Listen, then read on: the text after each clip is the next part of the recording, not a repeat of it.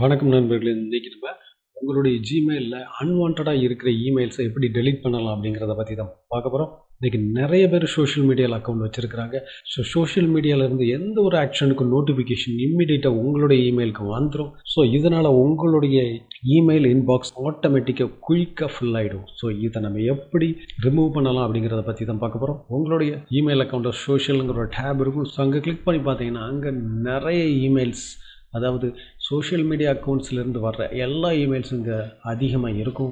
இதை நம்ம எப்படி ஆட்டோமேட்டிக்காக டெலீட் பண்ணலாம் அப்படிங்கிறத பற்றி பார்க்கலாம். வந்து ட்விட்டரோட அக்கௌண்ட்டை டெலீட் பண்ணலாம் அப்படின்னு நினைக்கிறேன். ஸோ அதனால் ட்விட்டருங்கிறத சர்ச் பண்ணிக்கோங்க. ஸோ இங்கே பார்த்தீங்கன்னா ட்விட்டர் அக்கௌண்ட்லேருந்து வர்ற எல்லா இமெயில்ஸையும் நான் டெலீட் பண்ணணும்னு நினைக்கிறேன். ஸோ அதனால் இப்போ இந்த இமெயில்ஸை காப்பி பண்ணிக்கோங்க.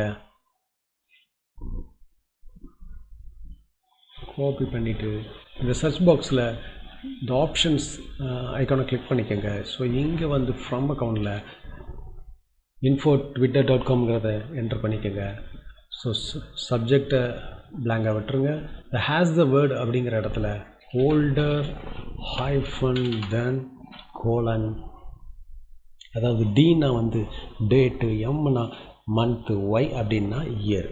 ஸோ நான் இப்போ வந்து ஹோல்டர்னு 6 மந்த் உள்ள டேட்டாஸை டெலீட் பண்ண நினைக்கிறேன். அதனால் 6M அப்படிங்கிறத கொடுத்துக்கிறேன். இப்போ நீங்கள் இதை சர்ச் பண்ணி பார்த்தீங்கன்னா ஓல்டர் 6 மந்த் உள்ள எல்லா இமெயில்ஸும் அவைலபிளாக காட்டும். ஸோ இந்த டேட்டாவை நான் டெலீட் பண்ண நினைக்கிறேன். ஸோ இப்போது மறுபடியும் ஆப்ஷன்ஸ்க்கு போய்க்கோங்க. இங்கே க்ரியேட் ஃபில்டர் அப்படிங்கிறத கிளிக் பண்ணிக்கோங்க. ஸோ இங்கே நிறைய ஆப்ஷன்ஸ் காட்டும். இதில் நீங்கள் வந்து டெலிட் இட் அப்படிங்கிறத சூஸ் பண்ணிக்கோங்க. ஃபில்டரை நீங்கள் க்ரியேட் பண்ணிங்கன்னா ஆட்டோமேட்டிக்காக 6 மந்த் பிஃபோர் உள்ள இமெயில்ஸ் எல்லாத்தையுமே, அதாவது ட்விட்டரோட இமெயில்ஸை மட்டும் அது டெலிட் பண்ணிவிடும். ஸோ இந்த செட்டிங்ஸை நீங்கள் ஃப்யூச்சரில் ரிமூவ் பண்ணணும் அப்படின்னு நினச்சிங்கன்னா இந்த கியர் ஐக்கானை கிளிக் பண்ணி செட்டிங்ஸுங்கிற லிங்கை கிளிக் பண்ணிங்கன்னா இங்கே ஃபில்டருங்கிற டேபுக்கு போய்க்கோங்க. ஸோ இங்கே வந்து நான் க்ரியேட் பண்ண ஃபில்டர்ஸ் இருக்கும்.